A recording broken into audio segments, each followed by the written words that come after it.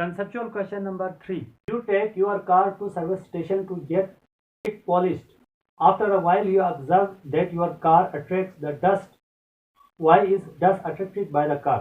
जब हम अपने कार या गाड़ी को सर्विस स्टेशन के ऊपर धोने के लिए वॉश करने के लिए हम लाते हैं, वॉश करने के बाद जो है कार की जो बॉडी है वो इर्द गिर्द के जो डस्ट पार्टिकल है वो उसको अपनी तरफ अट्रैक्ट कर देती है। ऐसा वो क्यों करती है? ऐसा वो इसलिए करती है क्योंकि charging by rubbing and charging by electrostatic induction, ये दो कॉन्सेप्ट इसके अंदर यूज होता है। जब सर्विस स्टेशन के ऊपर कार या गाड़ी को हम वॉश करते हैं तो पानी छिड़कने के बाद आखिर में हम टाकी से, कपड़े के टाकी से हम उसको साफ करते हैं, उसको रबिंग करते हैं। तो हम जानते हैं कपड़ा जब कार की बॉडी के साथ रगड़ते हैं तो कार की बॉडी के ऊपर चार्जेस आ जाते हैं। जो ही वो कार के बॉडी के ऊपर चार्जेस आ जाते हैं तो इर्द गिर्द के जो डस्ट पार्टिकल्स है वो तो न्यूट्रल्स हैं, इर्द गिर्द के जो डस्ट पार्टिकल है उनके ऊपर चार्ज बॉडी ऑफ कार जो है अनलाइक चार्ज क्रिएट करती है, जिसकी वजह से फोर्स ऑफ अट्रैक्शन उनके दरमियान क्रिएट होती है और कार की बॉडी डस्ट पार्टिकल को अपनी तरफ खींचती है। Conceptual question number 4. Take two oppositely charged rods, place them separately near small pieces of paper. Why do they both attract small piece of paper? Is there any third type of charge on paper which attracts both positive and negative charges? जब हम दो oppositely charged rods को बारी बारी हम कागज के pieces के करीब लेकर जाते हैं तो दोनों रॉड, जो पॉजिटिवली चार्ज रॉड है वो भी और जो नेगेटिवली चार्ज है वो रॉड भी, दोनों रॉड उस कागज के पीसेस को अट्रैक्ट करता है। तो दोनों रॉड, पॉजिटिवली चार्ज रॉड और नेगेटिवली चार्ज रॉड, दोनों रॉड उस कागज के पीसेस को क्यों अट्रैक्ट करते हैं? या उस कागज के पीसेस के ऊपर कोई थर्ड टाइप का चार्ज है जो दोनों रॉड उसको अट्रैक्ट कर रहे हैं? हम जानते हैं स्टार्ट में कागज के पीसेस के ऊपर कोई चार्जेस नहीं है, यानी कि कागज के पीसेस न्यूट्रल बॉडी है। तो इससे ये बात क्लियर हो गई, कोई थर्ड चार्ज नहीं है। चार्ज सिर्फ दो ही है, positive charges and negative charges, जो कि दोनों रॉड के ऊपर मौजूद है। सपोज ये हमारे पास है पॉजिटिवली चार्ज रॉड, ये हमारे पास है नेगेटिवली चार्ज रॉड।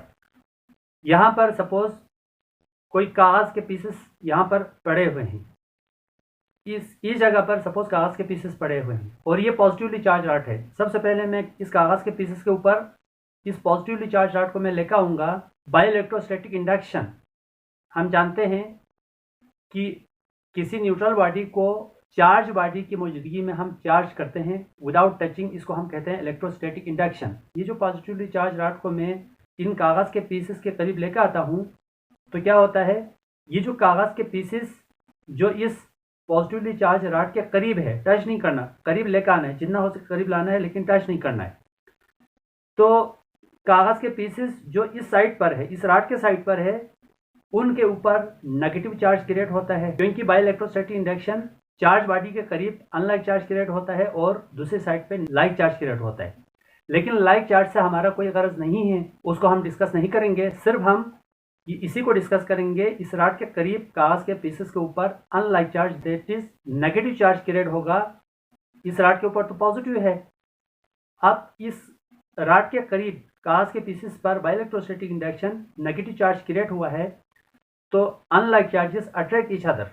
तो इस तरह से ये रॉड इन नेगेटिवली चार्ज कागज के पीसेस को अपनी तरफ अट्रैक्ट करते हैं। अब हम नेगेटिवली चार्ज रॉड को in neutral pieces of paper के करीब लेकर आते हैं, जितना हो सके करीब लाना है लेकिन टच नहीं करना। जो ही मैं इस कागज के पीसेस के करीब लेकर आऊँगा तो क्या होगा, ये जो नेगेटिवली चार्ज रॉड की वजह से इन कागज के पीसेस पर by electrostatic induction positive charge create होता है। जो पेपर इस रॉड के करीब है उनके ऊपर पॉजिटिवली चार्ज क्रिएट होता है क्योंकि अनलाइक चार्ज क्रिएट होता है। इस साइड पर इस रॉड से दूर जो कागज के पीसेस है उनके ऊपर लाइक चार्ज क्रिएट होता है, यानी कि नेगेटिव चार्ज क्रिएट होता है। लाइक चार्ज को हम कंसिडर नहीं करेंगे यहाँ पर क्योंकि हमसे ये क्वेश्चन पूछा है दोनों positively charge rod negatively charge rod दोनों कागज के पीसेस को अट्रैक्ट करते हैं, तो सिर्फ हम अनलाइक चार्ज को कंसिडर करेंगे। इस नेगेटिवली चार्ज रॉड के करीब कागज के पीसेस के ऊपर unlike charges that is positive charge create हुआ है, जिसकी वजह से ये नेगेटिवली चार्ज रॉड इन पॉजिटिवली चार्ज कागज के पीसेस को अपनी तरफ अट्रैक्ट करेंगे। ये जो कॉन्सेप्ट है बाय इलेक्ट्रोस्टैटिक इंडक्शन की वजह से, जब हम पॉजिटिवली चार्ज रॉड और नेगेटिवली चार्ज रॉड को बारी बारी हम कागज के न्यूट्रल पीसेस के करीब हम लेकर आते हैं बारी बारी, तो अपने अपनी बारी पर वो अनलाइक चार्ज क्रिएट करता है। इस तरह से दोनों रॉड कागज के पीसेस को अपनी तरफ अट्रैक्ट करते हैं और कागज के ऊपर कोई थर्ड चार्ज नहीं है। इनिशियली कागज न्यूट्रल बॉडी है। Conceptual question number 5, the force between 2 point charges is 10 Newton if their charge is doubled and distance between them is reduced to half, what will be the magnitude of force between them?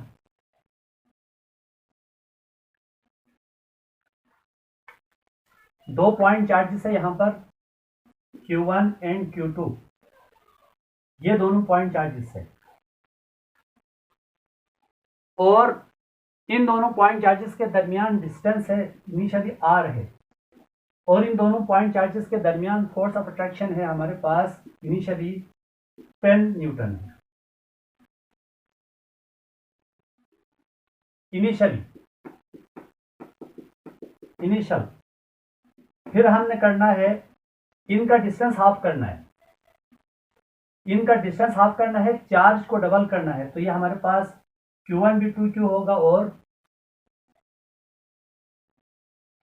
2Q2, distance को अब हमने half कर दिया।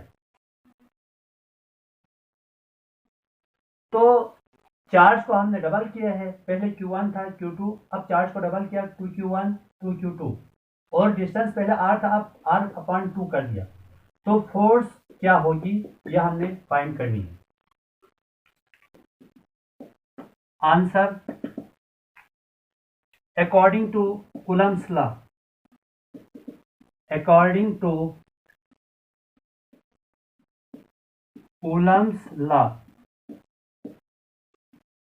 F is equal to K Q1 Q2 divide by R square. इसको equation 1 लिख दें।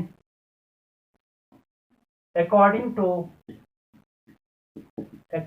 to given condition,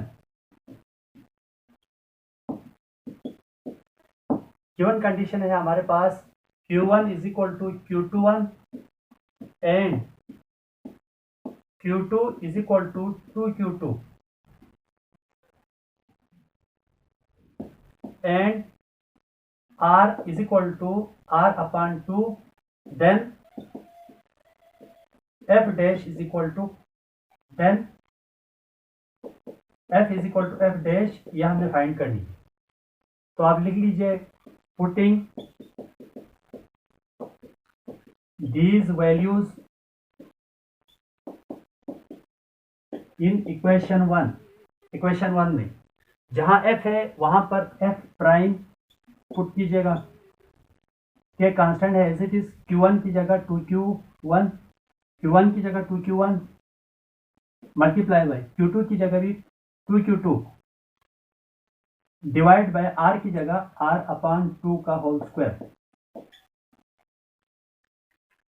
F prime is equal to